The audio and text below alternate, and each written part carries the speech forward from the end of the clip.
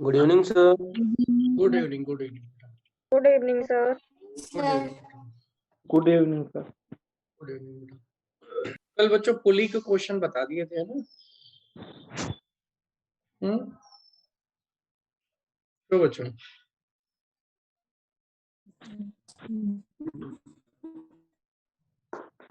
पुली के क्वेश्चन हो गए थे ना? कुछ पुली के क्वेश्चन बताए थे लास्ट ईयर वाले. अब देखो आज जो है हम लोग इसे खत्म करते हैं. तुम लोग से बोला था न्यूमेरिकल कर लेना और पूछना है ना.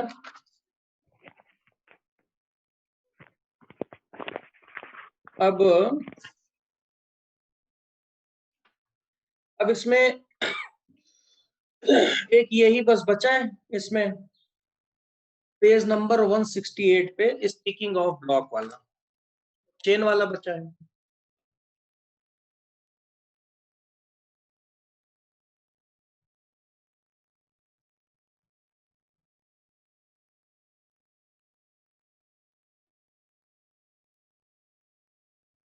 यही है ना, sticking of block with accelerating cart. यही बचा है बच्चों.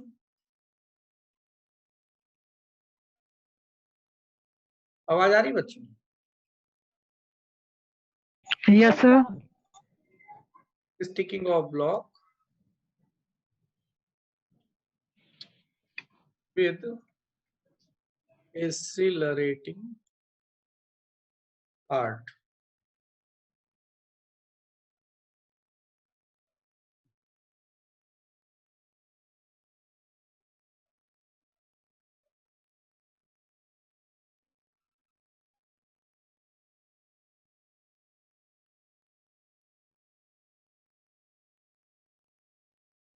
ये बच्चों एक तो है, ये कार्ट है. कार्ट का मतलब कार, बस, ट्रक, कुछ भी समझ लो. ठीक है. तो ये कार्ट इधर की तरफ एक्सीलरेट कर रही है. इसका ये सरफेस रफ है और यहाँ पर एक मास इसके कांटेक्ट में. तो मास के ऊपर स्यूडो बच्चों इधर लगेगा. अगर मास इसका m हो तो स्यूडो कितना लगेगा बच्चों? m है. स्यूडो इधर लगेगा तो नॉर्मल रिएक्शन इधर लगेगा. वेट mg नीचे हो जाएगा. और जब वेट mg नीचे फिसलेगा तो फ्रिक्शन फोर्स ऊपर लगेगा. अब देखो यहाँ पर ये क्वेश्चन फिर से दोबारा आया कि यहाँ पर ये वेट नीचे की ओर ना स्लाइड हो. इसके लिए फ्रिक्शन क्या होना चाहिए? तो अब ब्लॉक नीचे की तरफ ना जाए, इसके लिए क्या होना चाहिए? फ्रिक्शन फोर्स वेट से ज्यादा होना चाहिए या कम से कम इक्वल तो होना ही चाहिए. बोलो बच्चों, ये बात क्लियर हो गई? फ्रिक्शन फोर्स म्यू एन के बराबर होता है. तो यहाँ पर एन किसके बराबर हो गया? एन के बराबर हो गया. एम कैंसिल हो गया. एक्सीलरेशन निकल आया greater than g upon mu या इक्वल टू. ये आ गया इसमें. Good evening sir. Good evening. तो एक्सीलरेशन कम से कम a is equal to g upon mu. Acceleration g upon mu होगा. तो ये वाला ब्लॉक इसके साथ स्टिक होकर के चलेगा बच्चों. ठीक है. और अगर बोला जाए कि इसके ऊपर फोर्स निकालिए तो फोर्स इज इक्वल टू, मान लो कि कार का मास m है तो फोर्स हो जाएगा m नेट. सर एक बार बता दीजिए, मेरी मीटिंग नहीं ऑन हो रही थी. m नेट हो जाएगा तुम्हारा capital M plus small m और एक्सीलरेशन आ गया g अपॉन. ये बच्चों आ गया फोर्स और एक्सीलरेशन ये आ गया. ये अभी क्वेश्चन देखो आया हुआ है तुम्हारे नोट्स में, ये दिया भी हुआ है कई जगह.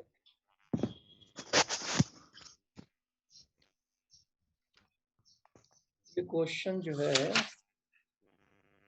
हमारे नोट्स में कहीं दिया हुआ है. सर एक बार दोबारा बता दीजिए. ये क्वेश्चन देखो दिया हुआ पेज 181 क्वेश्चन 98, पेज 181 और यही वाला क्वेश्चन है क्वेश्चन 98। देखो मिला कि नहीं मिला।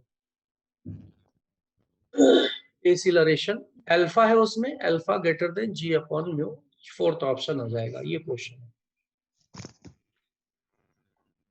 इसमें ये कह रहा है कि जैसे सपोज दैट ये कोई कार्ट है, कोई कार है और कार इधर की तरफ एक्सीलरेट इधर कर रही है। कार्ट के या कार के ये प्लेन से ये एक मास m अटैच्ड है ये। अब ये मास नीचे ना फिसले इसलिए इसके लिए कार्ट का एक्सीलरेशन क्या होना चाहिए, FBD बनाओ। अब कार इधर एक्सीलरेट करेगी तो मास पे स्यूडोलेसेशन इधर लगेगा A, तो फोर्स हो जाएगा ma। नॉर्मल रिएक्शन इधर लगेगा, वेट नीचे होगा, फ्रिक्शन ऊपर लगेगा। अब ये नीचे की ओर ना स्लाइड हो इसके लिए फ्रिक्शनल फोर्स वेट से ज्यादा होना चाहिए। ऊपर ज्यादा होगा तो नीचे अपने आप नहीं फिसलेगा। तो फ्रिक्शनल फोर्स ज्यादा हो जाए या कम से कम इक्वल हो जाए। F is equal to mu N होता है, तो म्यू और एन ये हो गया, एन इज इक्वल टू यहाँ पे ma हो गया, एन की जगह ma लिख दो, mm कैंसिल हो गया, एक्सीलरेशन आ गया g अपॉन, ये एक्सीलरेशन निकल आया। अगर फोर्स निकालना हो तो एक्सीलरेशन ये आ गया, फोर्स हो जाएगा नेट मास A, नेट मास मतलब कार का मास प्लस ये ब्लॉक का मास, टोटल मास ये हो गया g अपॉन, ये आ गया। अब इसके बाद एक चेन वाला ये क्वेश्चन है, चेन वाला देखो। ये बच्चों क्लियर हो गया सबको? Yes sir. अब एक चेन वाला और रह गया और फिर थोड़ा सा और बता दें। तुम लोगों ने क्वेश्चन किए बच्चों, पूछने हैं आज कुछ क्वेश्चन की नहीं?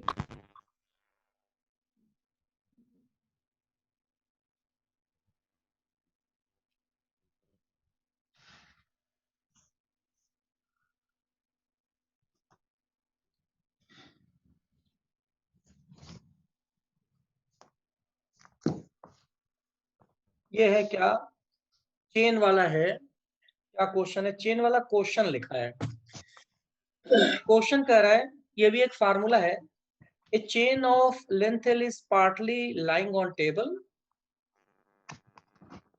and partly hanging outside the table.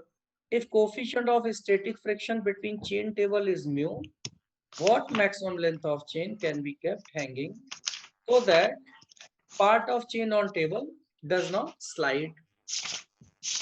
मतलब ये है कि जैसे सपोज दैट ये एक टेबल है और यहाँ पर एक चेन है, तो चेन का कुछ पार्ट तो टेबल के ऊपर है और कुछ पार्ट यहां से हैंग कर रहा है।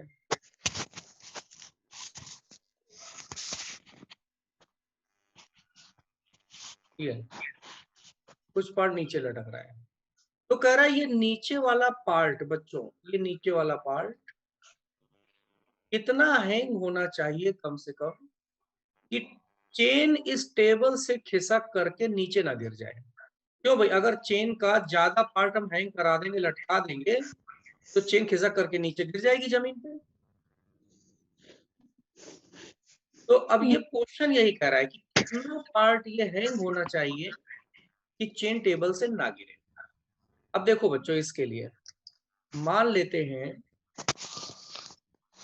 ये चेन की टोटल लेंथ L है और टोटल मास चेन का M है और जो हैंग हो रहा है पोर्शन उसकी लेंथ L है, तो यही L हमें निकालना है। इसका coefficient of friction mu.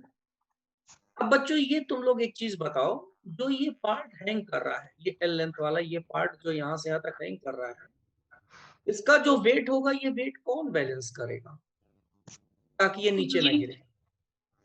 Sir जो चैन टेबल में पड़ी है। हाँ नहीं, जो चेन टेबल पर वो नहीं बैलेंस करेगा। जब चेन नीचे खिसकेगी तो टेबल पर इधर फ्रिक्शन फोर्स लगेगा फ्रिक्शन फोर्स। और ये फ्रिक्शन फोर्स जितना पार्ट हैंग कर रहा है उसके वेट को बैलेंस करेगा। बोलो क्लियर बात होगी? इसके लिए मान लेते हैं let mass per unit length is equal to small M. अब जरा ध्यान दो बच्चों, टोटल लेंथ एल है, हैंगिंग पार्ट की स्मॉल एल है, तो हैंगिंग पार्ट का मास कितना हो जाएगा? जितना पार्ट ये लटक रहा है, यूनिट लेंथ का एम है, तो स्मॉल एल लेंथ का मास कितना हो जाएगा? यहाँ पर एम एल हो जाएगा। यूनिट लेंथ का मास एम है, तो इस एल लेंथ का मास कितना हो जाएगा? M L. और ये यहाँ पे कहीं एक होगा नीचे, ये चेन का जो मास है वेट एम जी, वो यहाँ कहीं मिड पॉइंट पे एक्ट होगा और हो जाएगा एम जी, यानी कि एम एल एम हो गया और जी, ये हैंगिंग पार्ट का वेट हो गया। बोलो क्लियर बात हो गई? अच्छा बच्चों, अब जो पार्ट अभी टेबल के ऊपर बचा, बोलो बच्चों, उसका मास कितना हो जाएगा? उसकी लेंथ कितनी हो गई? लेंथ उसकी लेंथ कितनी हो गई? Minus small L. तो वेट कितना हो जाएगा यहाँ पर? M G. यूनिट लेंथ का मास एम है, तो एल माइनस एल लेंथ का मास हो जाएगा एल माइनस एल और इनटू नॉर्मल रिएक्शन हो गया। बोलो ये डायग्राम पूरा समझ आ गया? कोई प्रॉब्लम? देखो, वो टोटल चेन की लेंथ एल, टोटल मास है, जो हैंग कर रहा है इसकी लेंथ स्मॉल है, तो जो रखा हुआ पार्ट हो जाएगा उसकी लेंथ स्मॉल माइनस कैपिटल, ये हो गया।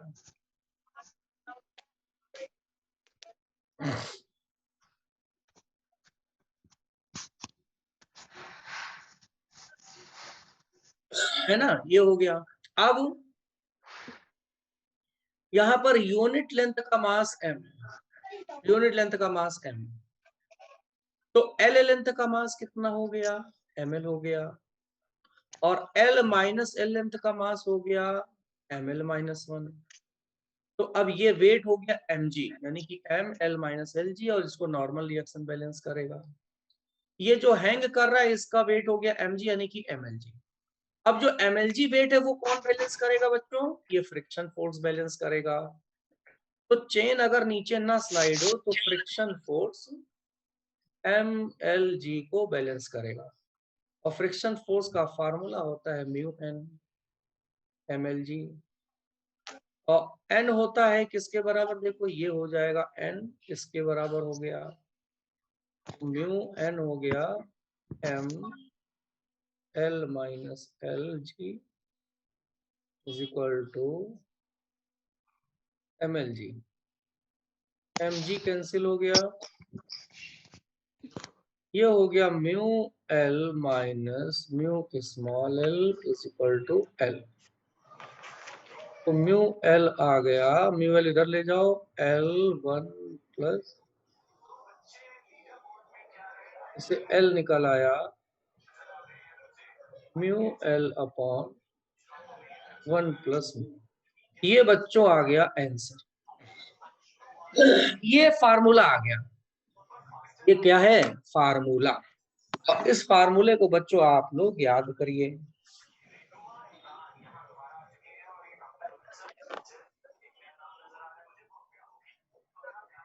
ये बेटा हमें लग रहा किसी घर में टीवी चल रही है।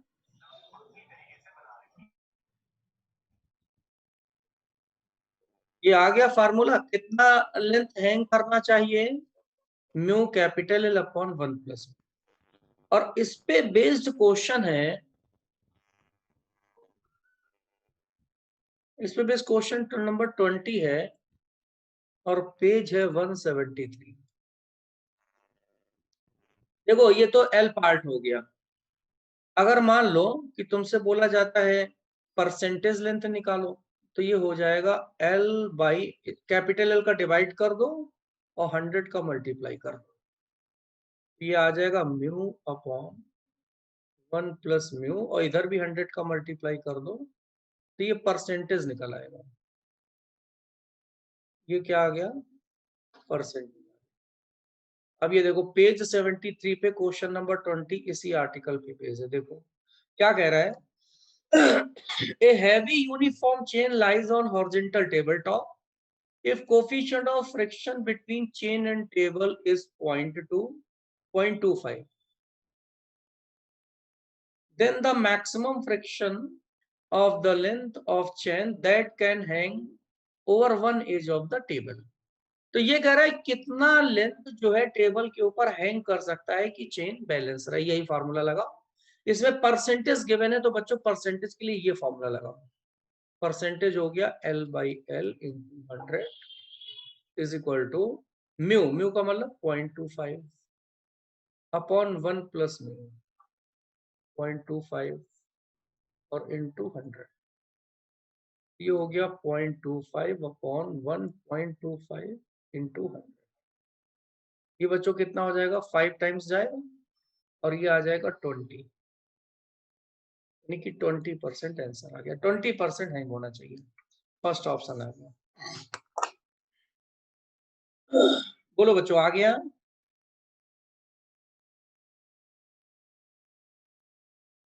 बच्चों क्लियर हो गया? Yes sir. सर अब तुम लोग बेटा क्वेश्चन पूछना है कुछ। एक क्वेश्चन हम डबल ब्लॉक का बता दें, इसका फंडा बता दें। ये पेज नंबर 169 पे नीचे देखो, एक ब्लॉक दूसरे के ऊपर रखा गया, इसका हम फंडा बताए दे। एक ब्लॉक दूसरे के ऊपर रखा गया है।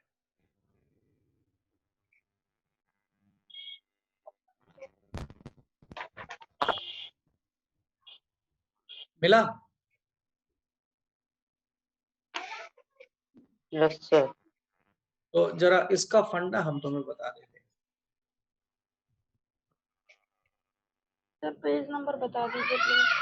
पेज नंबर है 169, उसमें सबसे नीचे क्वेश्चन देखो दिया है, ए और बी एक दूसरे के ऊपर ब्लॉक रखे गए हैं, इसका फंडा बता दें और फार्मूला मतलब बता देते हैं। तो फार्मूला डायरेक्ट बता दे बेटा। यस सर डायरेक्ट बता हाँ, दीजिए। टाइम का मैं क्या डेरिवेशन कराए है ना। Yes sir. देखो हम बताते हैं तुम्हें।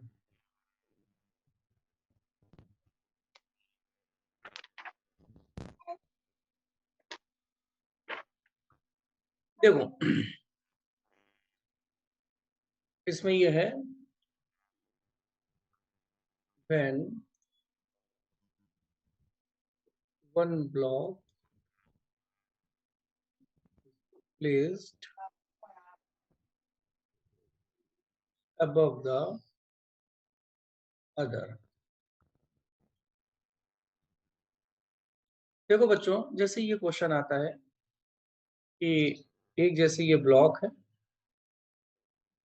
और एक ये ब्लॉक है। अब मान लो ये रफ है, ब्लॉक का मास हो गया m1 और m2। अब बोला जाता है कि यहाँ पर कितना इस ब्लॉक के नीचे वाले ब्लॉक पे कितना एक्सीलरेशन लगाएं कि दोनों ब्लॉक एक साथ मूव करें। यहाँ पर हम लिख देते हैं heading condition for moving the block together. Condition for moving the block together, एक साथ आगे चले, एक साथ चले, और ये कोफिशिएंट ऑफ फ्रिक्शन है। तो एक साथ आगे चलने के लिए बच्चों ये एक्सीलरेशन फार्मूला होता है ए इज इक्वल टू म्यू जी। अरे वही होता है जो हमने नहीं बताया था, हॉरिजॉन्टल सरफेस पर एक्सीलरेशन होता है, सर बता। वही होता है, ये फार्मूला होता है। ये फार्मूला यार, अगर दो ब्लॉक एक दूसरे के ऊपर रखे गए और एक साथ चलना है, acceleration a is equal to mu g होता है। यहाँ पर ये वाला सरफेस स्मूथ है तो म्यू 0 हो गया, और m1 का सरफेस रफ है तो म्यू हो गया।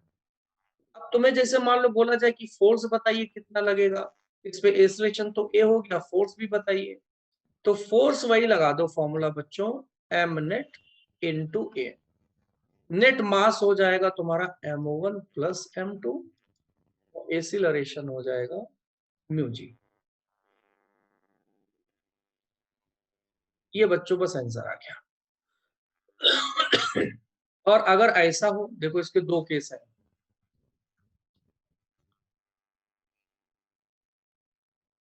अगर ऐसा है, ये मास m1 है, ये m2 है, दोनों सरफेस रफ है, ये भी रफ है, और यहाँ के लिए ये μ1 मान लो वैल्यू है, और इसके लिए कोफिशिएंट ऑफ फ्रिक्शन μ2 है। तो यहाँ पर भी एसिलरेशन यही हो जाएगा, म्यू नेट म्यू जी यानी कि म्यू नेट जी, और म्यू नेट कितना हो जाएगा, दोनों को ऐड कर दो, μ1 प्लस μ2 जी। अब यहाँ पे F कितना आ जाएगा, F is equal to M net कितना हो जाएगा, m1 प्लस m2, और A की वैल्यू रख दो μ1 प्लस μ2 इंटू जी। ये आ गया।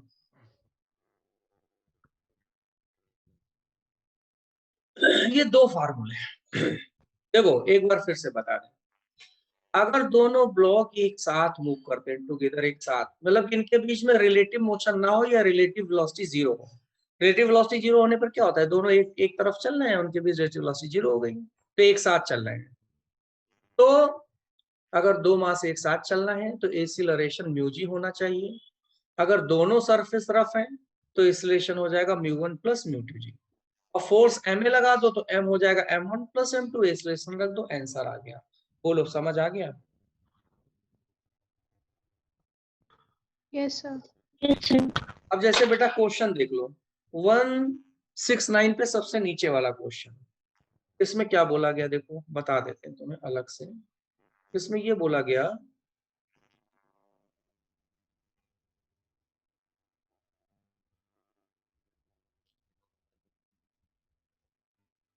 क्वेश्चन ये कह रहा है कि यहाँ पर देखो दो मास है, एक मास ये है, एक ऊपर रखा गया है।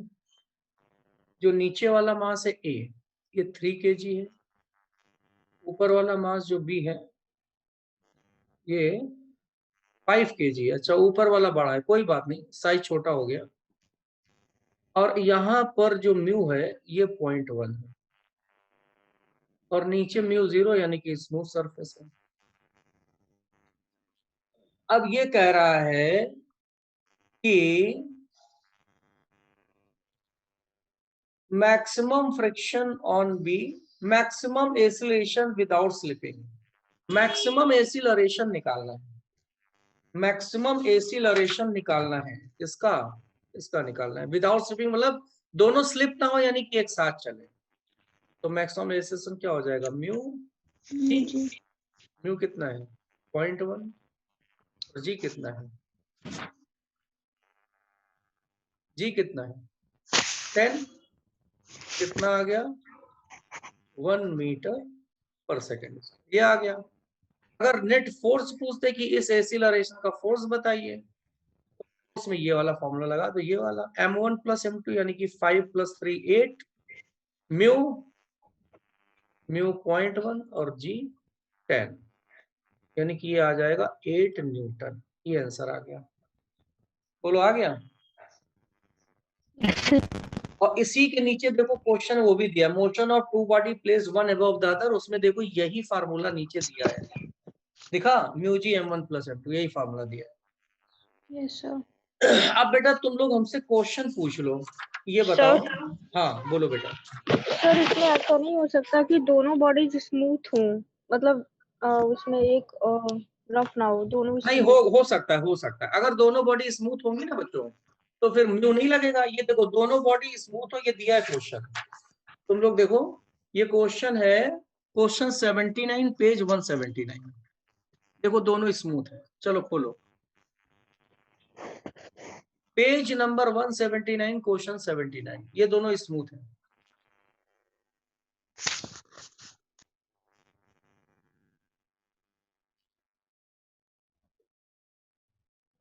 पेज 179, क्वेश्चन 70, मिल गया कि नहीं मिल गया? सर मिल गया। देख लो, चलो देखो तुम्हारा क्वेश्चन आ गया, तुमने बोला क्वेश्चन सामने हाजिर हो गया, तुम बोल दो तो क्वेश्चन हाजिर हो जाएगा। क्यों बच्चों? तुम लोग बोल दो ना तो क्वेश्चन एकदम सामने जो है खड़ा हो जाता है।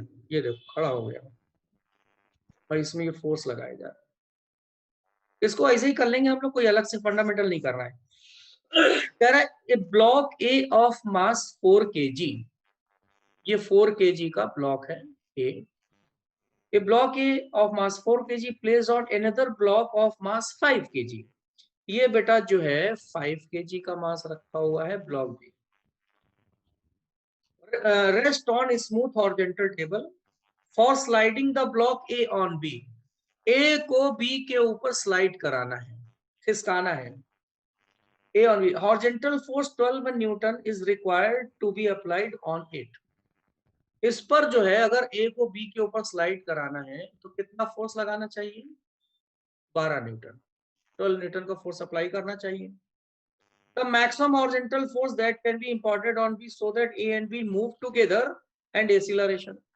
अब कह रहा है बच्चों ये वाला, ये फोर्स तो F डैश हो गया मान लो। अब कह रहा है ये फोर्स हम लोग कितना अप्लाई करें कि दोनों एक साथ मूव करें। देखो एक साथ मूव करने के लिए दोनों का एक्सीलरेशन सेम होना चाहिए। क्यों बच्चों? एक साथ मूव करने के लिए एक्सीलरेशन सेम होना चाहिए। अब जैसे ये एफ डैश है तो एफ डैश इस पे लगाया गया 4 kg पे, तो एक्सीलरेशन निकाल लो F dash upon M. F dash 12, M हो गया 4, कितना एक्सीलरेशन आया? 3 मीटर पर सेकेंड स्क्वायर। तो एसी अगर साथ साथ में मूव करना है तो दोनों का एक्सीलरेशन कितना होना चाहिए? 3 मीटर पर सेकेंड स्क्वायर। एक्सीलरेशन निकल आया। अब ये वाला एफ निकाल लो, F is equal to M net mass net into A. Net mass हो गया कितना? 4 + 5 और एक्सीलरेशन हो गया 3, 5 4 9 27 न्यूटन आ गया। ये आ गया, हो गया। लो इसमें म्यू नहीं लगेगा, बाकी वही रहेगा। एक्सीलरेशन सेम होना चाहिए। आ गया, सेकंड ऑप्शन आ गया। अच्छा बताओ बच्चों क्या क्वेश्चन किए, कौन से पूछने हैं? 1 से 20 तक कोई क्वेश्चन पूछना है? कोई क्वेश्चन पूछना हो तो बोलो। और 16 नंबर क्वेश्चन अभी तुम लोग को नहीं करना है। 16 नंबर क्वेश्चन हम आगे बताएंगे। नहीं पूछना हो तो हम सर्कुलर मोशन बेटा स्टार्ट करेंगे। सर थर्ड वाला बता सर दीजिए। आर्ट्स लगा लेंगे, कल आज पूछेंगे। लगाओगे? देखो कल थर्ड वाला, पूछेंगे सर। चलो जो सर बच्चे कल जो पूछ क्वेश्चन लेंगे। पूछ रहे हैं वो हम बता दे रहे हैं। हमने कल बोला था लगा लेना बेटा, है ना? इसमें सर देखो थोड़े मैक्स लगाए हैं। बेटा, इसमें मैक्सिमम क्वेश्चन तो हमने लगवा ही दिए हैं। क्वेश्चन आर्टिकल के साथ में लगवा दिए कि नहीं? यस हाँ सर। सर। तो 10 अब कुछ 10 12 15 क्वेश्चन होंगे, वो अपना देख लो। नहीं आए हाँ तो सर वही होंगे। तो मैक्सिमम कल क्वेश्चन सर तो नहीं हमने आएंगे लगवा तो दिए। कल पूछ लेंगे। हाँ तो हमने कल बोला था ना कि आज के लिए पूछने के लिए, और तुम कह रहे हो कल पूछेंगे। फिर कल कहोगे सर कल पूछेंगे, है ना? फिर परसों कहोगे सर अभी आज नहीं कल पूछेंगे। चलो तीसरा देखो। थर्ड कह रहा है a stretching force 10 Newton applied on one end of spring balance and equal stretching force applied on the other end of same time. What will be the reading of the balance? बेटा देखो spring balance में जो force लगाओगे वही reading मिलेगी, बस 10 ही मिलेगी, answer 10 आएगा। इसमें कोई कैलकुलेशन नहीं है। स्प्रिंग बैलेंस में जितना फोर्स लगाया उतना टेंशन मिला। तो फोर्स टेंशन बराबर और यही रीडिंग हो जाएगी। तो रीडिंग 10 ही रहेगी, कोई फर्क नहीं पड़ेगा। और बोलो बच्चों कौन सा क्वेश्चन बताते हैं? अभी किए नहीं है तो सर्कुलर मोशन स्टार्ट करें। हाँ सर चलो सर्कुलर मोशन हाँ तो सर जैसे सर पार्ट स्टार्ट दिया करो। हुआ है page number 122, page 122 circular motion. अब ये लेसन जो है पूरा आएगा और ये लेसन हम पूरा तुम्हें करवा देंगे लगभग। पेज 122 ये आया सर्कुलर मोशन।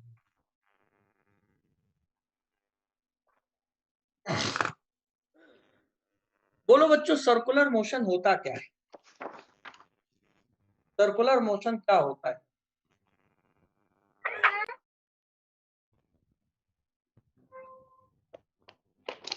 बोलो। फिर जो राउंड राउंड घूमे है?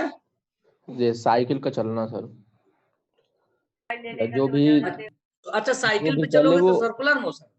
मतलब सर जो भी घूमे गोल में घूमे, अभी तक सिर्फ फिसल के घूमा करता था, मतलब हाँ हाँ, अरे बिल्कुल सही। जब कोई पार्टिकल गोल गोल घूमे तो सर्कुलर मोशन। कैसा घूमे? गोल गोल गोल गोल ऐसे। जब कोई पार्टिकल ऐसे घूमे गोल गोल गोल, सर्किल में घूमे तो सर्कुलर मोशन बस हो गया। तो कोई पार्टिकल अगर सर्किल में घूमता है तो उसका मोशन सर्कुलर होता है। तो आ गया सर्कुलर मोशन। इसको ऐसे डिफाइन कर सकते हैं जैसे ये फिक्स्ड पॉइंट हो गया, अब ये पी हो गया पॉइंट, या पी पार्टिकल हो गया। तो पार्टिकल पी सी के अबाउट इस तरीके से रिवॉल्व करे कि सीपी डिस्टेंस हमेशा कांस्टेंट बनी रहे, इसको सर्कुलर मोशन बोलते हैं। पार्टिकल पी सी के अबाउट इस तरीके से रिवॉल्व हो कि सीपी डिस्टेंस हमेशा कांस्टेंट बनी रहे, इसको सर्कुलर मोशन बोलते हैं। और ये कांस्टेंट डिस्टेंस को क्या बोलते हैं बच्चों? रेडियस, है ना? तो ये हो गया सर्कुलर मोशन, ये हो गया सर्कुलर मोशन। ठीक है, अब देखो जरा सर्कुलर मोशन कितने तरह का होता है ये देखना है। मोशन होता है दो तरह का। माय नोट्स में देखते जाओ बेटा, हम वही पूरा पढ़ा रहे हैं ना। एक सर्कुलर मोशन होता है यूसीएम, एक सर्कुलर मोशन होता है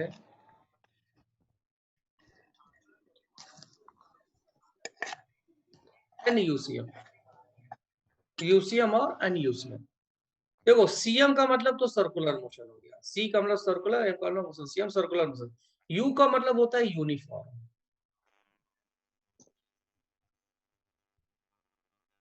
यूनिफॉर्म सर्कुलर मोशन। और यूनिफॉर्म का मतलब होता है कांस्टेंट। और एनयू का मतलब होता है, बोलो बच्चों, नॉन यूनिफॉर्म। नॉन यूनिफॉर्म का मतलब क्या हो गया? Not constant. तो uniform circular motion, non uniform circular motion दो तरह के हो गए। अब ये कांस्टेंट क्या होता है?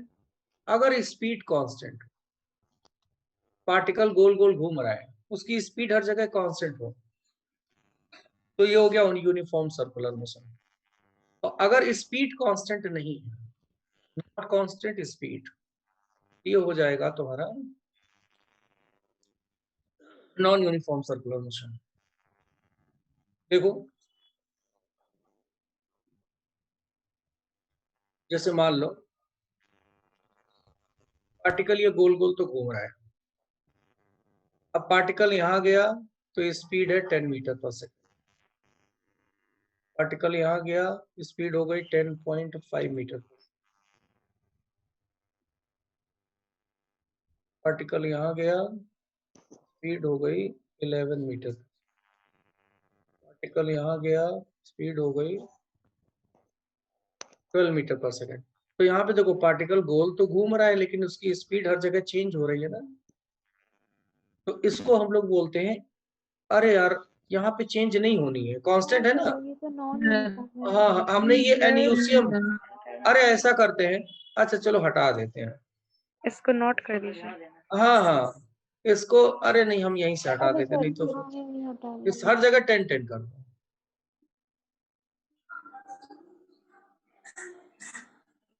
उल्टा हो गया यार। अगर स्पीड हर जगह इक्वल हो जाए 10 मीटर पर सेकंड, 10 मीटर पर सेकंड, 10 मीटर पर सेकंड, तो ये हो जाएगा यूनिफॉर्म सर्कुलर मोशन। और स्पीड अगर अगर डिफरेंट हो जाए, जैसा कि अभी बताया, स्पीड जानते हो ना, अगर वेलोसिटी निकालनी तो टेंजेंट ड्रॉ कर देंगे, वेलोसिटी निकल आएगी। जैसे यहाँ 10 मीटर पर सेकंड हो गया, यहाँ 11 हो गया, यहाँ पे 12 हो गया। तो हर जगह अगर स्पीड अलग अलग हो जाती है तो इसको बोलते हैं एनयूसीएम, नॉन यूनिफॉर्म सर्कुलर। अब देखो बच्चों, अब इसमें जरा और डिटेल देखो, क्या क्या कांस्टेंट रहता है। स्पीड कांस्टेंट है, पार्टिकल का जो मास है वो कांस्टेंट हो जाएगा। और जब स्पीड और मास कांस्टेंट है तो काइनेटिक एनर्जी हाफ mv² होती है, वो भी कांस्टेंट हो जाएगी। अच्छा बताओ, क्या वेलोसिटी कांस्टेंट होगी? नहीं, वेलोसिटी चेंज होगी। कांस्टेंट नहीं होगी ना, क्यों नहीं होगी? क्योंकि वेलोसिटी में डायरेक्शन होती है। वेक्टर। ये डायरेक्शन देखो हर जगह चेंज हो रही है, देखो हर जगह डायरेक्शन चेंज हो रही है। तो जब डायरेक्शन हर जगह चेंज हो रही है तो वेलोसिटी कांस्टेंट नहीं होगी। कांस्टेंट नहीं होगी। तो लीनियर मोमेंटम कांस्टेंट होगा? वो भी नहीं होगा।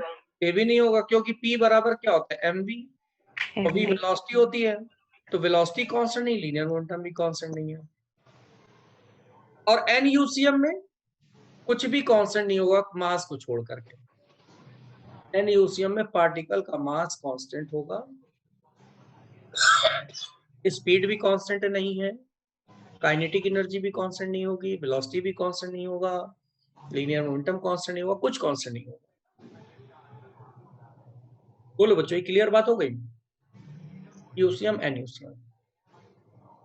अब इसमें कुछ टर्म हम तुम्हें बताते हैं। तो यूसीएम हम देखते हैं, फिर NUCM बताएंगे। तो कुछ टर्म की डेफिनेशन और बतानी है, ठीक है बेटा? देखो इसमें यूसीएम में एक और तुम्हारे नोट्स में लिखा हुआ है, radius vector particle with respect to centre is constant magnitude. Radius vector का मतलब यही हो गया, ये रेडियस। और वेलोसिटी वेक्टर टेंजेंशियल, तो ये हमने बता दिया। देखो वेलोसिटी हमेशा टेंजेंट के अलावा होता है। एंगल रेडियस और वेलोसिटी के बीच में हमेशा कितना हो जाएगा, वेलोसिटी एंगल के बीच में 90 डिग्री दिया हुआ है। अब जरा कुछ यही डेफिनेशन से समझ लो, फिर आप लोग आगे चलते रहते हैं। अब ये समझ लो, ये इसमें पूरा हम लोगों को टाइम निकल जाएगा, पूरा वीक लग जाएगा पढ़ते पढ़ते। किसे? सर्कुलर मोशन में। हाँ आज मंडे है ना, जी सर। आज स्टार्ट किया है, पूरा सैटरडे तक चलेगा। तो सर इतनी जल्दी टेस्ट रख दिया पेपर है। है 6 को कब है पेपर? सर, 6 6 को। दिसंबर। संडे को सर। संडे को है ना? हाँ सर। तो सर जल्दी जल्दी पढ़ा फ्राइडे के को, खत्म करते हैं, सर जल्दी जल्दी सर पढ़ा के फ्राइडे को खत्म। हो जाता सर सर। क्लासेस टेस्ट की ड्यूरेशन बढ़वा लीजिए और एटलीस्ट फ्राइडे तक खत्म कर सर दीजिए। पूरा नहीं रहेगा तो फिर कैसे देंगे टेस्ट? क्लासेस हाँ की सर, ड्यूरेशन, टेस्ट फिर हाँ सर इन टेस्ट का शेड्यूल ही सही नहीं है। तो मतलब कि चैप्टर पूरा होता है तुरंत टेस्ट हो जाता है, 2-3 दिन मिल जाए कम से क्या कम। 1 महीने में एक बार टेस्ट? सर हम लोग को टाइम ही नहीं मिलता है रिवाइज करने का ना। मेन चीज तो हम लोग का जिस दिन टेस्ट होता है उस अब दिन तो हम लोग शेड्यूल बन बैठ के गया है। हम लोग को तो सब करना ना, सारे चैप्टर करने हैं, सारे सब्जेक्ट करने हैं। देखो देखो, एक एक काम हम करते हैं, अच्छा तुम लोग के लिए एक काम ये करते हैं कि ऐसा करते हैं कि मान लो फ्राइडे तक मान लो खत्म कर दें, ठीक है? सैटरडे को आप क्वेश्चन और सैटरडे को तुम लोग जो प्रॉब्लम्स हो वो पूछ लो, न्यूमेरिकल जी क्यों?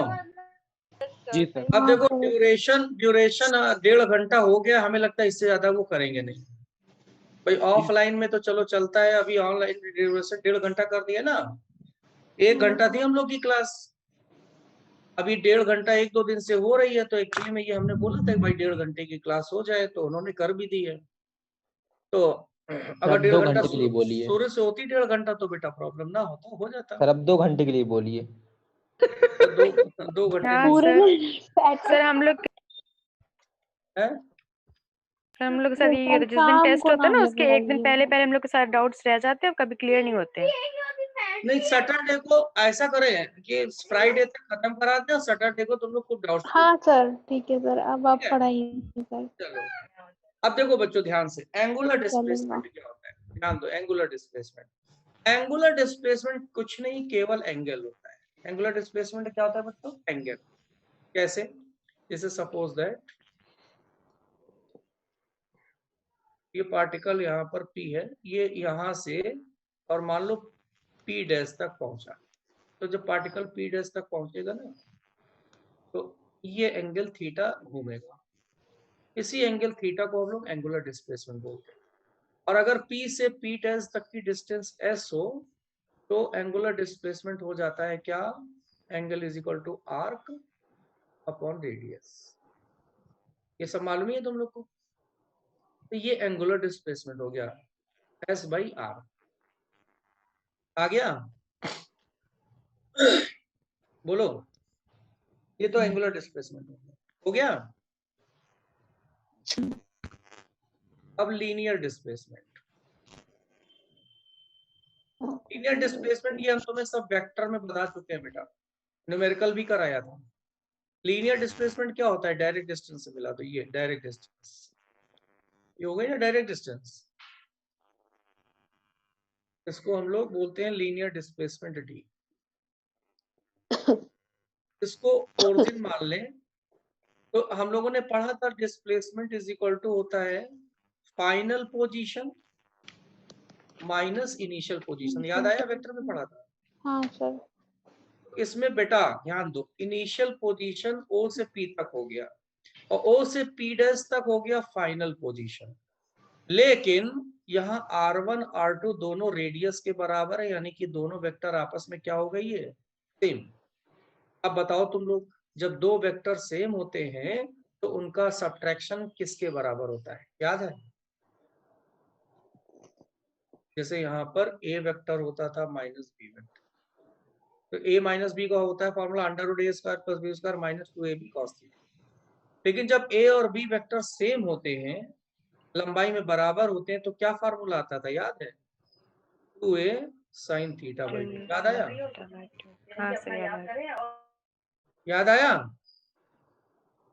तो जैसे वहां A है, यहाँ Yes, पे sir. R1 R2 है, तो A की जगह R रख दो, तो ये फार्मूला आ गया 2R sin θ/2। ये लीनियर डिस्प्लेसमेंट आ गया और ये एंगुलर आ गया। बोलो, क्लियर बात हो गई है? बोलते रहो बच्चों, एंगुलर और लीनियर हाँ displacement. Sir. Yes, sir. Yes sir. आते हैं बच्चों एंगुलर वेलोसिटी।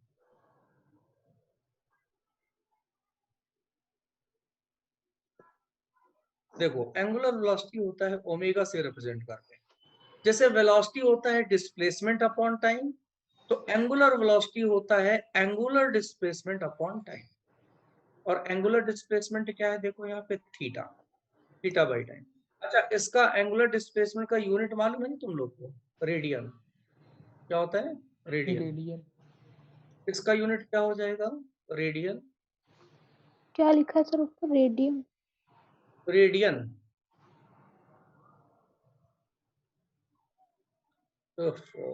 रेडियन, ये IUN, तो इस रेडियन पर सेकेंड इसका हो जाएगा।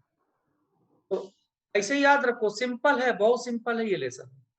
जैसे वेलोसिटी डिस्प्लेसमेंट अपॉन टाइम, तो एंगुलर वेलोसिटी हो गया एंगुलर डिस्प्लेसमेंट अपॉन टाइम, और एंगुलर डिस्प्लेसमेंट एंगल को कहते हैं, तो θ/t हो गया। तो इसको ऐसे भी हम लोग लिख सकते हैं बच्चों, Δθ/Δt। इसको बोलते हैं एवरेज एंगुलर वेलोसिटी। हमने तुम्हें 1D में बताया था ना, डेल्टा में लिखते हैं तो एवरेज होता है और डी में लिखते हैं तो इंस्टेंटेनियस। Instantaneous. हाँ, तो ये एवरेज आ गया एंगुलर वेलोसिटी। और अगर इंस्टेंटेनियस लिखोगे तो ये हो जाएगा dθ/। dθ/dt. अच्छा, अब बच्चों ध्यान दो, if particle completes one revolution,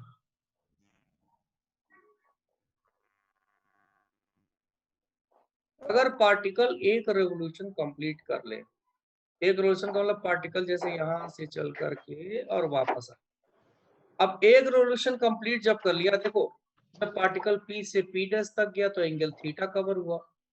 अगर पार्टिकल यहां से चले तो एक चक्कर करके वापस P पर आ जाए, कितना एंगल कवर होगा? 360 डिग्री सर। 360। Very good. तो यहाँ पर थीटा कितना हो गया? 2π360। और एक रेवोल्यूशन कंप्लीट करने में कितना टाइम हमेशा लगता है? टाइम पीरियड के बराबर। तो अब ये वाला फार्मूला हम लोग का बन गया, omega is equal to theta की जगह 2π, टाइम की जगह t। ये आ गया बच्चों फार्मूला 2π/t। ये बहुत इंपॉर्टेंट फार्मूला है। सर एक मिनट रुकिए, थोड़ी देर है? सर थोड़ी रुकिए, तो स्लाइड ना ऊपर करिएगा भी। नहीं नहीं, कुछ नहीं करेंगे बेटा, बिल्कुल भी नहीं, गलत बात। तुम आराम से नोट करो।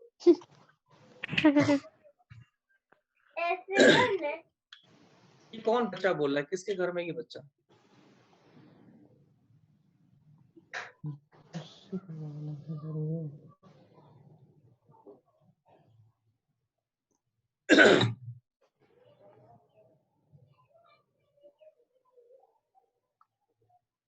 तो angular velocity 2 pi by T आ गया, ये बहुत इंपॉर्टेंट फॉर्मूला।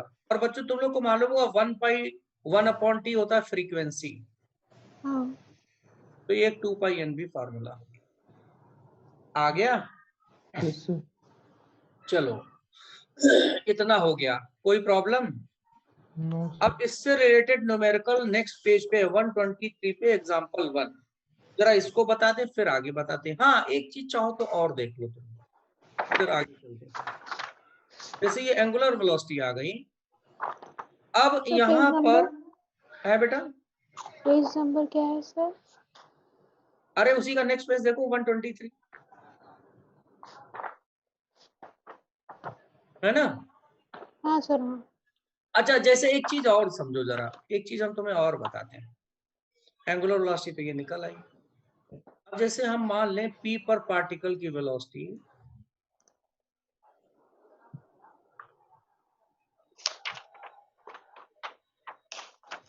मान लो p पर वेलोसिटी पार्टिकल की कितनी है, ये v1, p डैश पर कितनी वेलोसिटी हो गई v2, स्पीड कितनी हो जाएगी दोनों जगह? स्पीड तो बराबर है ना, यूसीएम है, स्पीड बराबर हो गई है ना। तो अगर हम तुमसे बोले बच्चों कि चेंज इन वेलोसिटी बताइए, तब क्या करोगे? Change in velocity v2 minus देखो हम यहाँ पे बता रहे, ध्यान देना। चेंज इन वेलोसिटी बिल्कुल सही बताया बच्ची ने। चेंज इन वेलोसिटी होता है डेल्टा v,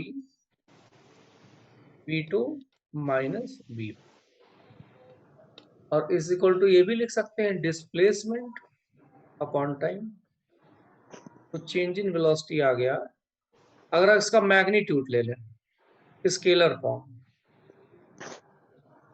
तो डिस्प्लेसमेंट हम लोगों ने देखो ये निकाला है ना, 2r sin theta by 2 upon time. Change in velocity आया r बाई टी, ये v के बराबर होगा 2v sin थीटा बाई 2, ये आ गया change in velocity 2v sin theta by 2, ये आ गया delta v is equal to 2v sin theta by 2। तो जैसे ये 2r sin theta by 2 displacement हो गया, वैसे चेंज इन वेलोसिटी हो गया 2v sin। बोलो क्लियर बात हो गई? और ऐसे भी लिख सकते हैं देखो v2 और v1 बराबर है, तो ये फार्मूले में वैल्यू रख दो एक ही जगह v, तो 2v sin थीटा बाई 2 आ गया। और ये फार्मूला तुम्हें गिवन है, देखो पेज नंबर 124 पे देखो गिवन है चेंज इन वेलोसिटी। ऊपर देखो, ऊपर दूसरी तीसरी लाइन देखो, सब दिया है, मिल गया। पेज 124 पे, नेक्स्ट पेज पे देखो 124 पे ऊपर से दूसरी तीसरी लाइन देखो, चेंज इन वेलोसिटी मिल गया। ये ना formula 2v sin theta by 2। Yes sir. ये फार्मूले याद रहेंगे, चेंज इन वेलोसिटी और डिस्प्लेसमेंट। और इसके न्यूमेरिकल भी हमने तुम्हें वेक्टर में बताया ही थे बेटा। क्लियर हो गया? आगे चलें। Yes sir. चलो बेटा अब तुम ये क्वेश्चन जरा 2-3 करते हैं। पेज 123 पे एग्जांपल 1 2 3 ये सब करते हैं जरा, जो भी है example.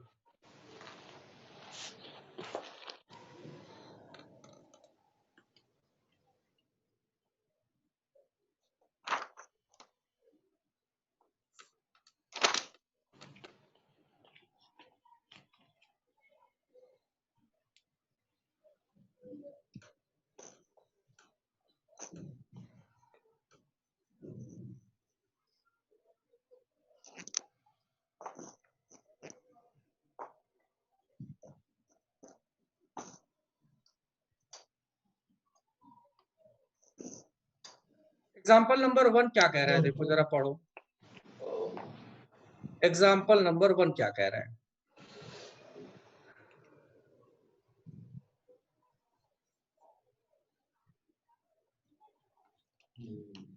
Find angular velocity of earth around sun.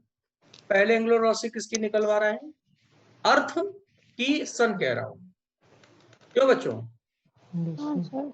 Angular velocity, angular velocity का फॉर्मूला क्या होता है? 2π/t। t क्या होता है? Time period. तो अर्थ का सन के अराउंड टाइम पीरियड क्या होता है? टाइम पीरियड का मतलब अर्थ सन के चारों तरफ एक चक्कर कितने टाइम में लगाती है? 364 डेज या 65 डेज होता है ना? इतने दिन हो गया, इसको सेकंड में बस चेंज करना है। तो 364 24 कर देंगे, आवर्स में आ जाएगा। 3600 कर देंगे, सेकंड में आ जाएगा। इसको सॉल्व कर लो, ये एंगुलर वेलोसिटी अर्थ की निकल आएगी रेडियन पर सेकंड। अब दूसरा बोला गया जैसे मून अराउंड अर्थ, चंद्रमा, यही फार्मूला यूज करेंगे। चंद्रमा अर्थ के चारों तरफ, उसकी एंगुलर वेलोसिटी बताइए। तो मून जो होता है चंद्रमा अर्थ के चारों तरफ लगभग 28 दिन में एक चक्कर लगाता है। कितने दिन? 28 दिन, 28 डेज। डेज को चेंज कर लो, यहाँ पे 24 ये हो जाएगा आवर्स, 3600 कर दो, सर ये ये आ एनसीईआरटी जाएगा। के एग्जांपल्स हैं। है बेटा? एनसीईआरटी के एग्जांपल्स हैं। ये कुछ मिलेंगे कुछ नहीं मिलेंगे, अच्छा है ना? सर। हाँ। तीसरा है कि आवर्स हैंड क्लॉक, घड़ी में घंटे वाली सुई। आवर्स हैंड क्लॉक का मतलब क्या हुआ? घंटे वाली सुई। तो जो घंटे वाली सुई होती है बच्चों, वो इसका टाइम पीरियड कितना होता है? एक चक्कर कितने समय में पूरा करती है? 12 घंटे में। 12 घंटे। और 3600 कर दो तो सेकंड, ये आंसर आ गया। फिर है angular velocity minute hand clock, minute वाली सुई। मिनट वाली सुई कितना चक्कर पूरा करती है 1 घंटे में? तो 3600 हो गया। फिर आता है second hand clock. Second hand की सुई एक चक्कर कितने समय पूरा करती? 1 मिनट में या 60 सेकेंड। इस तरीके से ये एंगुलर वेलोसिटी हम लोग निकाल सकते हैं। क्लियर हो गया होगा? कुछ नहीं है इसमें, वैल्यू रखना है बस। इसके बाद वाला क्वेश्चन देखो।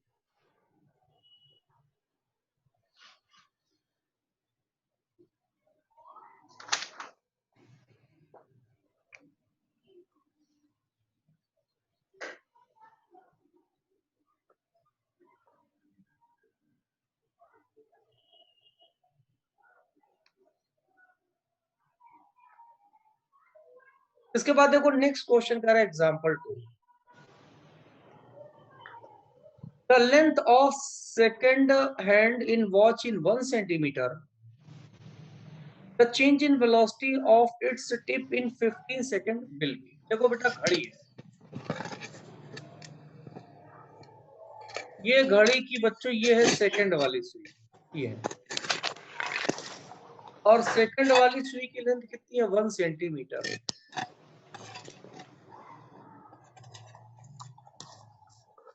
1 सेंटीमीटर। अब कह रहा है change in velocity of it tip in 15 second. देखो बच्चों, अभी यहां सुई की वेलोसिटी इस डायरेक्शन में ये है। 15 सेकंड के बाद चेंज इन वेलोसिटी निकालो। ये v1 हो गया मान लो। 15 सेकंड बाद कहां पर आएगी घड़ी की सुई? बताओ जरा, यही तो आ जाएगी। तो 15 सेकंड बाद वेलोसिटी इधर आ गई, v2। और बच्चों जो सेकंड वाली या मिनट वाली कोई भी सुई, सेकंड वाली सुई, वेलोसिटी की वैल्यू तो सेम ही रहेगी, वेलोसिटी तो चेंज नहीं होगी भाई, एक ही सेम वेलोसिटी से मूव करेगी। तो अब चेंज इन वेलोसिटी का फॉर्मूला अभी अभी हम लोगों ने क्या पढ़ा था? जब वेलोसिटी सेम होता है तो फॉर्मूला होता है 2v sin θ/2। यही तो होता है। और v की जगह लिख दो r ओमेगा। और थीटा देखो एंगल कितना बन रहा है, ये एंगल देख लो, चाहे ये v1 इधर गया और v2 इधर गया, चाहे तो ये एंगल देख लो 90 बना, sin 90/2 delta v to r हो गया ये वाली लेंथ, लेंथ कितनी हो गई 1 सेंटीमीटर। और ओमेगा हो गया बच्चों, अभी हम लोगों ने सब निकाला 2π/t। साइन 45 की वैल्यू कितनी होती है 1/√। ये आ गया सेंटीमीटर पर सेकेंड। सेंटीमीटर क्यों? क्योंकि हमने सर यहाँ हम लोग पर यहाँ थीटा कैसे लेंगे? ये है ना थीटा, थीटा किसके बीच का एंगल ये वाला होगा, वेलोसिटी के बीच का एंगल होगा ना एंगल। अच्छा ये v1 इधर जा रही है और v2 नीचे जा रही है, देखो तो ये थीटा कितना बना 90 बना कि नहीं बना ये। तो अब डेल्टा v यहाँ पर सेंटीमीटर पर सेकंड में क्यों आंसर आएगा, क्योंकि हमने यहाँ लेंथ 1 सेंटीमीटर रखी है। तो ये r रेडियस है, ये r रेडियस लेंथ e के बराबर हो जाएगी ना। तो अब ये आ गया देखो √2 का यहाँ पे डिवाइड करेंगे तो आएगा 2√2π। और बेटा टाइम पीरियड सेकंड वाली सुई का अभी हमने पढ़ा था कितना होता है 60 सेकंड। कितना आ गया √2/30 पाई सेंटीमीटर पर सेकंड। ये आंसर आ गया, ये आंसर आ गया चेंज इन वेलोसिटी का। बोलो आ गया सब बच्चों को। Yes sir.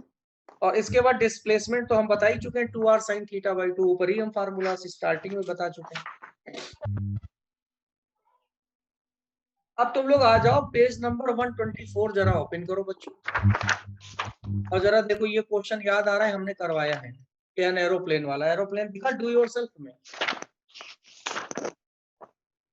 याद आया वहां पे करवाया था सब्ट्रैक्शन ऑफ वेक्टर में। अरे ये सब्ट्रैक्शन ही तो हो गया, डेल्टा वी और सब ये याद आया। सब्ट्रैक्शन ऑफ वेक्टर में एरोप्लेन ये वाला करवाया है क्वेश्चन, नहीं याद आया? नहीं याद आया, नहीं याद आया।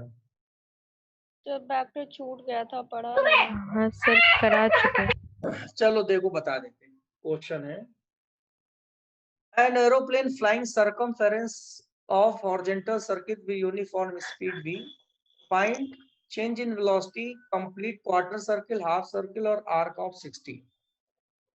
अब बच्चे कम आते हैं क्या क्लास में? हमें 24 ही बच्चे दिख रहे हैं। सर आते हैं, आए नहीं है मुझे लग रहा है अभी। सर मॉर्निंग में ज्यादा रहते हैं।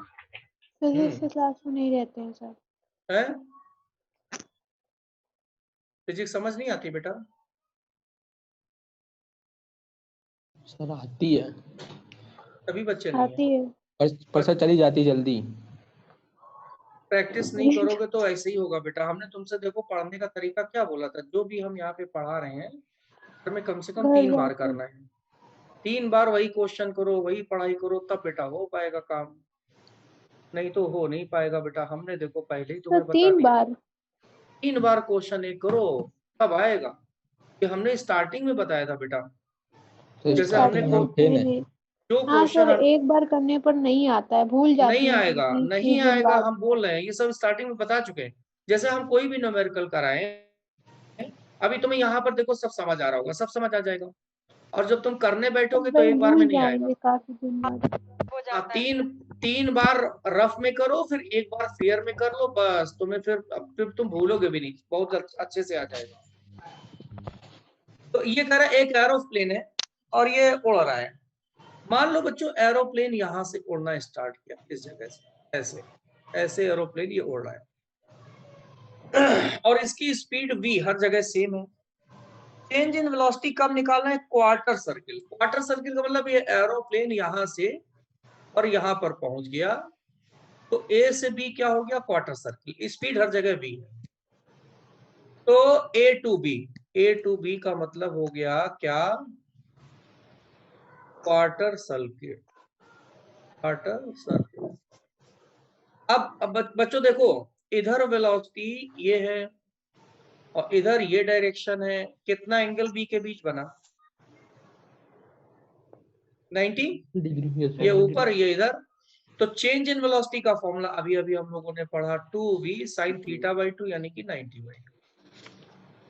ये हो गया 2v और sin 45 1/√2, 1/√2 का ये हो जाएगा √2 × v। ये आंसर आ गया, हो गया। कितना सिंपल है ये बेटा, तुम्हें सब्ट्रैक्शन में बताया था। और ये फार्मूला तो देखो जिसने नहीं पढ़ा तो उसको याद रखना पड़ेगा, अभी जो बताया 2v sin θ/2। याद रखना पड़ेगा। अब इसमें ये पहला पार्ट हो गया। अब सेकंड पार्ट क्या बोला जा रहा है, change in velocity half circle. अब बेटा कहां से कहां होगा, ये गया और इधर आ गया, देखो ये हाफ कंप्लीट हो गया, ए से सी, ए टू सी हो गया तुम्हारा क्या, हाफ सर्किल। और हाफ सर्किल में भी यही फॉर्मूला लगाएंगे, चेंज इन वेलोसिटी का delta v is equal to 2v sin theta by 2। अब थीटा बताओ हाफ सर्किल में कितना हो 180 जाएगा, 180 ना, ये 180 ऊपर भी है, हाँ 180, तो यहाँ पर हो गया तुम्हारा 2v sin pi by 2, sin pi by 2 sin 90 हो गया, 2v आंसर आ गया, हो गया 2v। आंसर आ गया, बहुत सिंपल है। तीसरा है आर्क ऑफ 60। तो आर्क ऑफ 60 का बच्चों मतलब यही होता है कि यहां से और ये 60 बना इधर, तो इसमें एंगल हो गया 60 डायरेक्ट रख दो, तो चेंज इन वेलोसिटी आ जाएगा 2v sin थीटा बाई 2 यानी कि 60 बाई 2, 60/2 हाँ sin 60 बाई 2 sin 30, sin 30 होता है 1 बाई 1/2 v आंसर आ गया, भी आ गया। बस हो गया। बोलो कोई प्रॉब्लम हो बताओ। No sir.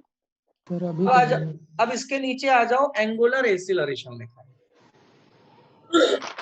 एंगुलर एक्सीलरेशन मिला। यस हाँ सर। एक बार अगर क्वेश्चन घर में करोगे नहीं आएगा, ये हमने स्टार्टिंग में बोल दिया था, क्योंकि फिजिक्स है वैसे भी तुम लोग की वीक होती है, जाके क्वेश्चन ये कम से कम 3 बार करोगे तब आएगा, एक बार में नहीं आएगा। और 3 बार रफ में करो, उसके बाद एक बार फेयर में नोट करके रख लो, तुम्हें पक्का हो जाएगा। फिर 4 दिन बाद 5 दिन बाद भी देखोगे तो तुम्हें आ जाएगा। और फेयर जरूर बनाना। फेयर तो बना रहे हैं। फेयर नहीं बना रहे हो? फिर तो साथ में बना रहे हैं। बना रहे हैं। नहीं, ये साथ में जो कर रहे हो ना, चलो ये हो गया, लेकिन घर में 3 बार तुम्हें रफ में तो करना ही पड़ेगा। हाँ सर, रफ में करते हैं बाद। 3 बार से कम करोगे तो नहीं आएगा। अब आ जाओ एंगुलर एक्सीलरेशन। 3 बार लगातार करना है। और क्या, एक घंटे गैप और क्या देके। 3 बार करोगे 4-4 दिन में? अरे नहीं, मतलब सर जैसे बार जैसे सिलेबस आगे बढ़ेगा तो बात कर रहे हैं। कितने क्वेश्चंस होते हैं? भाई जैसे आज हमने तुम्हें मान लो कि 10 क्वेश्चन करा है, 5 क्वेश्चन करा है, तो 5 क्वेश्चन घर में 3 बार कर दो बैठे बैठे लगातार, बस आ जाएगा। सर तुरंत करना है, सर फिर भूलेंगे नहीं आगे चलकर?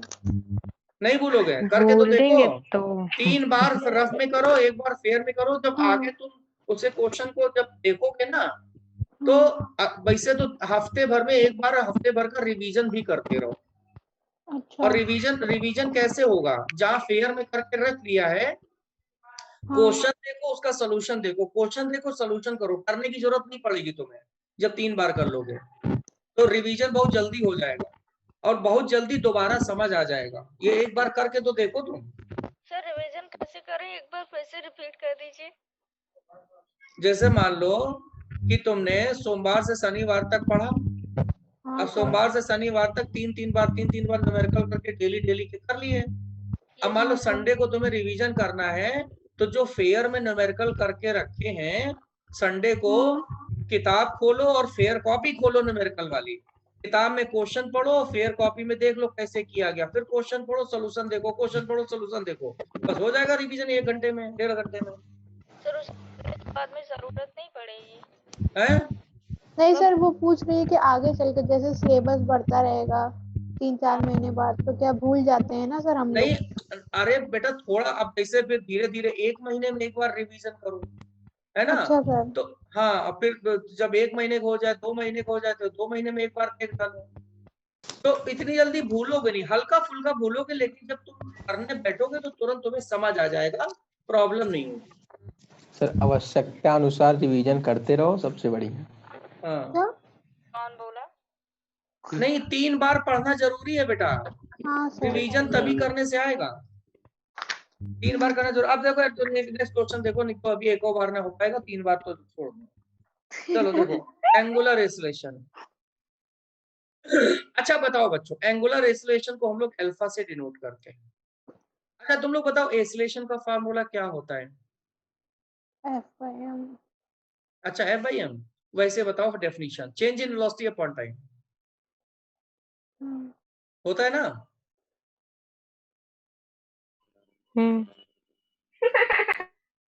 अरे कौन किसको हंसी आई? एक फार्मूला ऊपर रह गया v = r ओमेगा। चलो अच्छा बताते हैं। एंगुलर एसिलरेशन बच्चों, जैसे एसिलरेशन होता है change in velocity upon time, तो एंगुलर एसिलरेशन होता है change in angular velocity upon time, है ना। या ऐसे लिख सकते हैं d ओमेगा बाई dt। ये बच्चों आया एंगुलर एसिलरेशन, आ गया चेंज इन एंगुलर वेलोसिटी अपॉन टाइम, ये एंगुलर एसिलरेशन आ गया। अच्छा बच्चों अब एक चीज ध्यान दो, जब यूसीएम होता है इन यूसीएम में क्या होता है बच्चों, ओमेगा कांस्टेंट रहता है हमेशा, कभी बदलेगा ही नहीं। तो इसमें अल्फा 0 हो जाएगा। क्यों 0 हो जाएगा? ओमेगा कांस्टेंट है, और कांस्टेंट का डिफरेंशिएशन करोगे तो कितना आएगा? 0 आएगा। तो यूसीएम में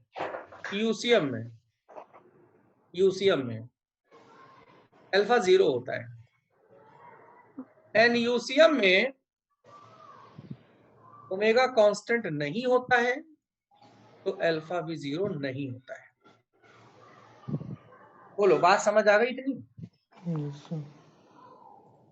आ गई? बोलते रहो बेटा, कोई दिक्कत है? जैसे आ गई सर। आ रही है? Yes sir. अच्छा अब जरा देखो एक फार्मूला देखो, थोड़ा फिर और हम समझा देंगे।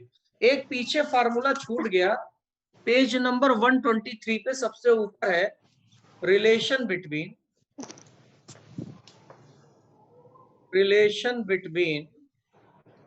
v and omega. अब बच्चों v क्या है? लीनियर वेलोसिटी, और ओमेगा क्या है? Angular velocity. तो इसका हम तुम्हें डायरेक्ट रिलेशन बताते हैं, तुम लोग को मालूम होगा, डेरिवेशन जरूरत नहीं है। v = होता है r ओमेगा। क्या होता है बच्चों? r omega. जैसे पार्टिकल यहाँ पे सर्कुलर मोशन कर रहा है, अब ये v हो गया, ये r हो गया, तो v = हो गया r इंटू ओमेगा। अब यहाँ पर देखो यूसीएम में v क्या रहता है? हमेशा कांस्टेंट, और r रेडियस है, r भी कांस्टेंट, तो v कांस्टेंट है, r कांस्टेंट है, तो ओमेगा भी क्या हो जाएगा? देखो ये कांस्टेंट हो जाएगा। तो ओमेगा जब कांस्टेंट हो जाएगा तो D omega by D T, constant का डिफरेंशिएशन ये 0 आ गया। बोलो अब आगे समझ में? और एनयूसीएम में क्या होता है? एनयूसीएम में v बदलता है, जब v बदलेगा तो ओमेगा बदलेगा, कांस्टेंट नहीं होगा तो अल्फा 0 नहीं होगा। अब इसी तरह आ जाओ एक रिलेशन और, relation between acceleration and angular acceleration. Acceleration A और एंगुलर एसिलरेशन अल्फा, इनके बीच रिलेशन। तो ऐसा ही होता है रिलेशन, v की जगह a लिख दो और a = हो गया r अल्फा। ये आ गया a एसिलरेशन, लीनियर एसिलरेशन और एंगुलर एसिलरेशन के बीच रिलेशन आ गया, फार्मूला आ गया। जरूरत पड़ेगी आगे तो हम लोग इसको वहां पे लिखेंगे। वो बच्चों इतने में कोई प्रॉब्लम जितना लिखा हुआ है? No sir. चलो अब आगे चलते हैं। तो नोट डाउन कर लेते हैं। नोट कर लो बेटा, नोट करना है, सब है वैसे नोट्स में।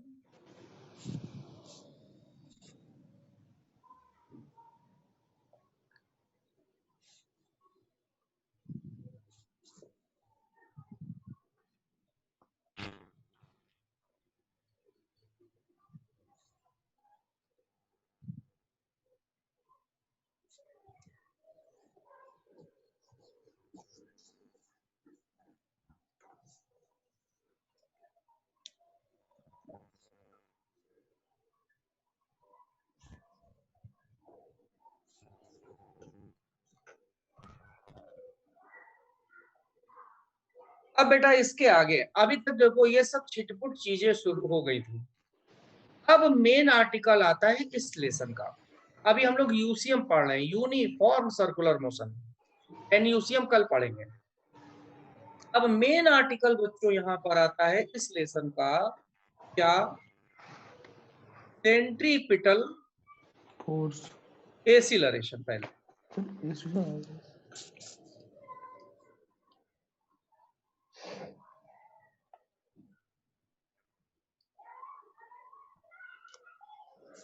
सेंट्रीपिटल एसिलरेशन, अब ये आता है सेंट्रीपिटल एसिलरेशन। ये क्या होता है जरा ध्यान दो। अभी हम लोगों ने ये पढ़ा कि कोई पार्टिकल ये सर्कुलर मोशन कर रहा है,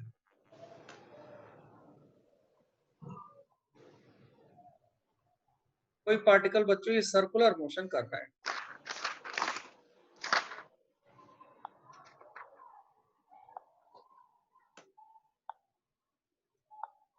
अब पार्टिकल जब सर्कुलर मोशन करता है तो उसकी वैसे तो स्पीड क्या रहती है, कांस्टेंट, लेकिन बच्चों यहाँ पर डायरेक्शन हर जगह क्या बदलती है, मतलब डायरेक्शन हर जगह चेंज हो जाती है, तो वेलोसिटी चेंज हो जाती है। स्पीड तो कांस्टेंट है लेकिन डायरेक्शन चेंज होने की वजह से जो वेलोसिटी होती है वो चेंज हो जाती है, change due to direction. Velocity direction की चेंज होने की वजह से चेंज होती है, और हम लोगों ने पढ़ा है वेलोसिटी चेंज को ही एसिलरेशन कहते हैं। भाई एसिलरेशन की डेफिनेशन अच्छा क्या होती है बताओ, change in velocity per unit time upon acceleration, या rate of change in velocity is equal to होता है एसिलरेशन, यही तो होता है ना, rate of change in velocity yes is sir. Equal to acceleration. तो यहाँ जब वेलोसिटी चेंज हो रही है तो ये जो पार्टिकल रिवॉल्व कर रहा है इसमें एसिलरेशन प्रोड्यूस हो जाएगा, और पार्टिकल में एसिलरेशन होता है हमेशा बच्चों सेंटर की तरफ, इसलिए इस एसिलरेशन को हम लोग बोलते हैं सेंट्रीपिटल एसिलरेशन। Centripetal acceleration. तो एसिलरेशन क्यों प्रोड्यूस हुआ, क्योंकि वेलोसिटी चेंज हुई, और वेलोसिटी चेंज को एसिलेशन कहते हैं, और एसिलेशन की डायरेक्शन हमेशा सेंटर की ओर होती है। जैसे ये पार्टिकल है तो एसिलेशन इधर हो जाएगा सेंटर की तरफ, यहाँ पार्टिकल है तो ये एसिलेशन सेंटर की तरफ हो जाएगा, इसलिए इसको हम लोग सेंट्रीपिटल एसिलरेशन कहते हैं। और इसका फार्मूला बच्चों याद करना पड़ेगा, तुम लोग को याद भी होगा, फार्मूला क्या होता है, v square by R. Centripetal acceleration का फॉर्मूला आ गया v स्क्वायर बाई आर। अब देखो v is equal to R omega, अभी हम लोगों ने पढ़ा था, तो ओमेगा के टर्म में भी एक्सप्रेशन निकल आएगा, t की जगह आर ओमेगा रखो तो हो जाएगा R square omega square by R, एक आर कैंसिल हो गया तो ये आ जाएगा आर ओमेगा स्क्वायर, ये सेंट्रीपिटल एक्सेलरेशन आ गया आर ओमेगा स्क्वायर। अब बेटा एक बार यहां से R is equal to V upon omega रखो, यहां से R is equal to V upon omega यहां रख दो इसमें, तो यहां से क्या फार्मूला मिलेगा, वी स्क्वायर और आर की जगह वी बाई ओमेगा ऊपर चला गया, ये कैंसिल, तो ये आ गया वी ओमेगा, ये आंसर आ गया। और भी फार्मूले बन सकते हैं, कैसे, यहां से देखो, अभी हम लोगों ने ओमेगा पढ़ा 2 पाई बाई टी, तो इसका होल स्क्वायर कर दो तो ये आ जाएगा 4 pi square upon T square, 1 by T की जगह n फ्रीक्वेंसी लिख दो तो एक ये भी फार्मूला मिल गया 4 पाई स्क्वायर n स्क्वायर।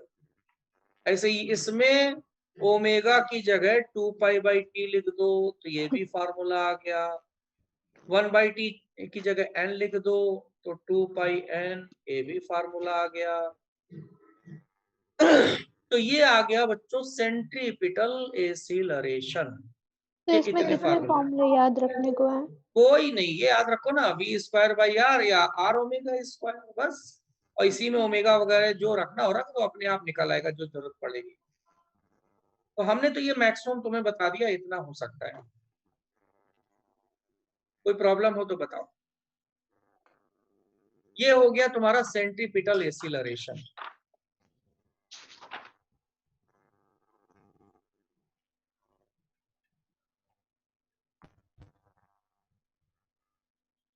हो गया बच्चों। अब देखो आगे सेंट्रीपिटल एक्सीलरेशन का फॉर्मूला याद हो गया सबको?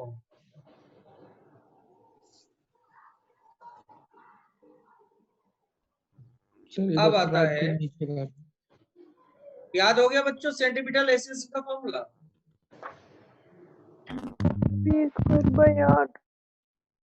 बोलते नहीं हो तुम लोग यार। हाँ सर। सेंट्रीपिटल फोर्स देखो, देखो न्यूटन सेकंड लॉ से हमें मालूम है F is equal to ma। अगर किसी भी पार्टिकल के ऊपर एक्सीलरेशन है तो फोर्स भी होगा, और जो डायरेक्शन एक्सीलरेशन की होगी वही डायरेक्शन फोर्स की होगी। तो जब पार्टिकल सर्कुलर मोशन करता है तो सेंटर की ओर फोर्स भी लगता है, और इस वजह से इसको हम लोग सेंट्रीपिटल फोर्स कहते हैं। और बच्चों जितना एक्सीलरेशन ऊपर निकाला है उसमें m मास का मल्टीप्लाई कर दो तो फोर्स निकलता चला आएगा। mv स्क्वायर बाई आर हो गया, mr omega square, mv omega, ये सब वैल्यू ऊपर वाली रख दो तो ये सब सेंट्रीपिटल फोर्स भी निकल आया। बोलो क्लियर? सर एक बार Clear ऊपर बच्चों? वाली स्लाइड दिखा। ये सर है सर ऊपर वाली एक बार स्लाइड नीचे कर दीजिए। इसमें कौन सा फॉर्मूला पढ़ना है? ये बड़ा वाला पढ़ना है फॉर्मूला? सर हो गया। अब जरा ध्यान दो बच्चों, कुछ हम समझाने चल रहे हैं। देखो ध्यान से सुनना, दुनिया में, दुनिया क्या होल यूनिवर्स में कोई भी पार्टिकल अगर जरा भी सर्कुलर पाथ पे रिवॉल्व करता है तो उस पर सेंट्रीपिटल फोर्स या एक्सीलरेशन जरूर लगता है।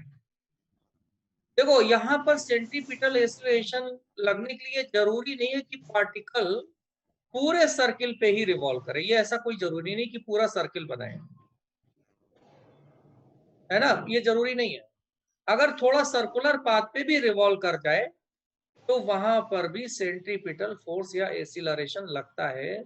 जैसे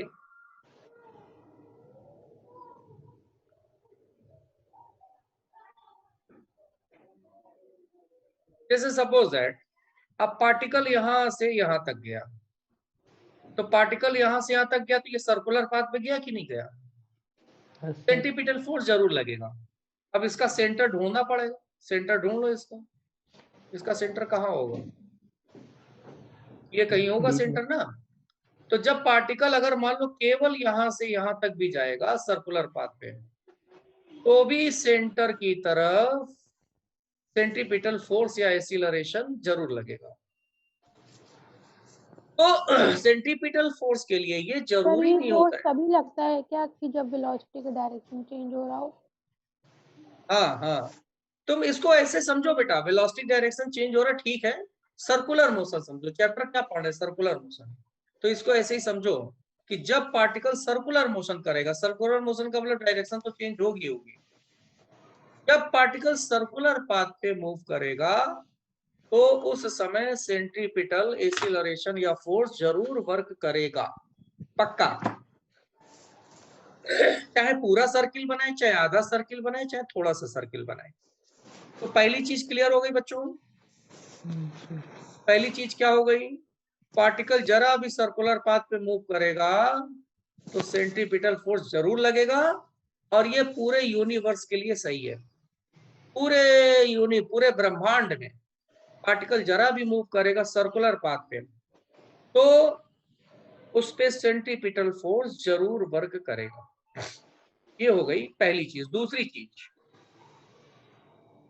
तो सेंट्रीपिटल फोर्स होता है बच्चों, वो हमेशा डिपेंडेंट फोर्स होता है। कैसा फोर्स होता है सेंट्रीपिटल फोर्स?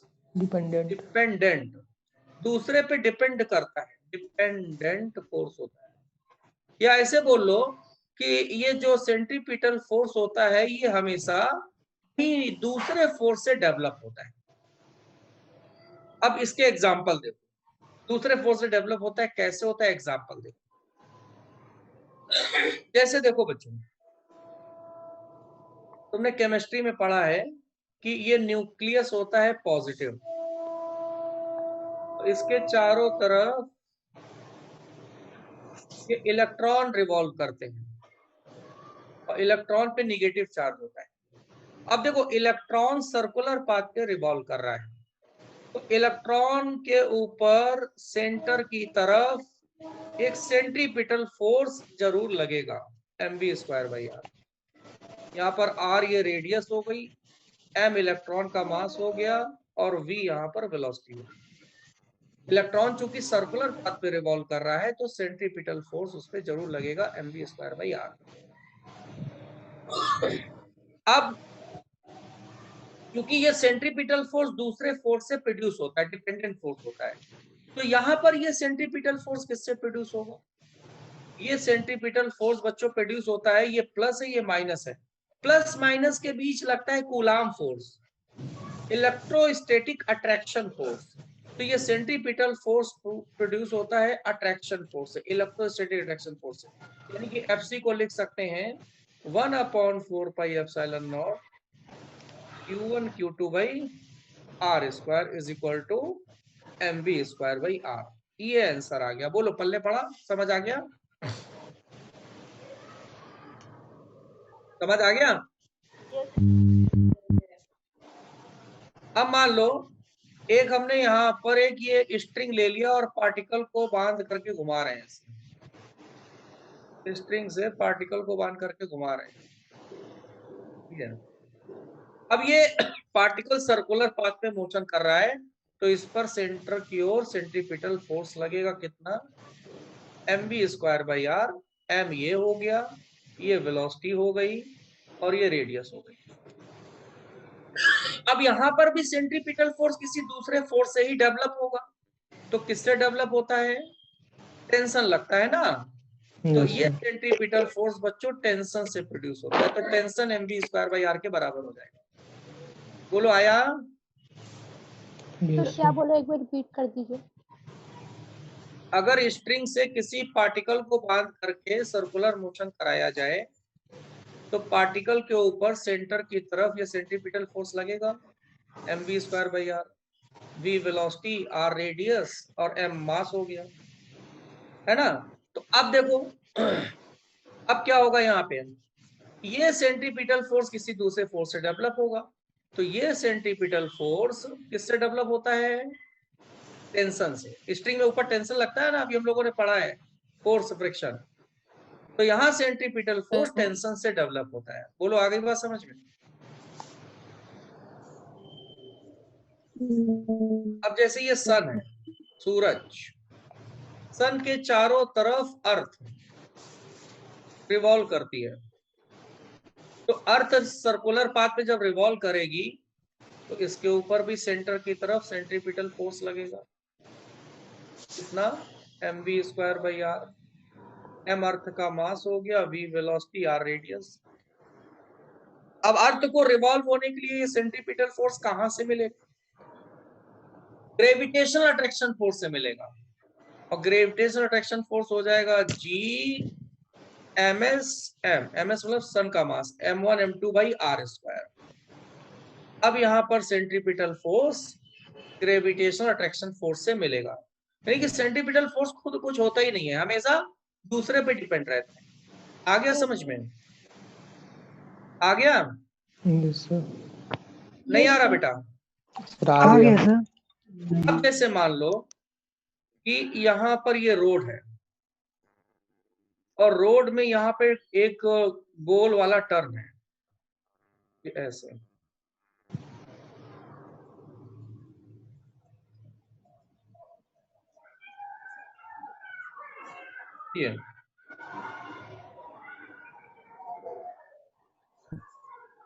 ये टर्न है और यहाँ पे कोई साइकिल वाला जा रहा है, तो साइकिलिस्ट यहाँ से जाएगा तो बताओ ये सर्कुलर मोशन हो गया कि नहीं? यहाँ पे यस सर।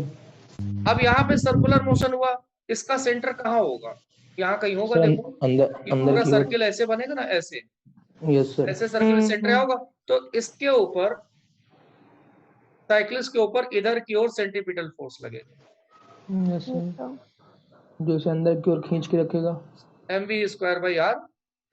ये m साइकिल का मास हो गया, v यहाँ पर वेलोसिटी हो गई और r रेडियस। अब यहाँ पर सेंट्रीपिटल फोर्स किससे मिलेगा? ये यहाँ पर रोड और टायर के बीच फ्रिक्शन फोर्स से फ्रिक्शन मिलेगा, से मिलेगा। और फ्रिक्शन फोर्स क्या हो जाएगा? Mu mg। यहाँ फ्रिक्शन फोर्स से सेंट्रीपिटल फोर्स घूमने के लिए मिलेगा। मतलब क्या हुआ? जो सेंट्रीपिटल फोर्स होता है वो खुद कोई फोर्स होता ही नहीं है, हमेशा दूसरों पे डिपेंड करता है, दूसरे पे डिपेंडेंट फोर्स होता है। कुछ आया आज समझ में सर्कुलर मोशन तुम लोग को बच्चों? यस सर, यहाँ तक तो आ गया अभी। यहाँ तक आ गया और सब आ जाएगा। ये चैप्टर बहुत सिंपल है। तो बेटा अब हम लोग कल मिलते हैं, टाइम ओवर हो गया है, इतना तुम लोग पढ़ाई करो बेटा, ठीक है? क्लास है हमारी। हाँ सर बेटा, कल कोशिश मिलते हैं। करिए okay sir, okay, thank you, कोशिश करिए कल सुबह मिलें। Thank you sir.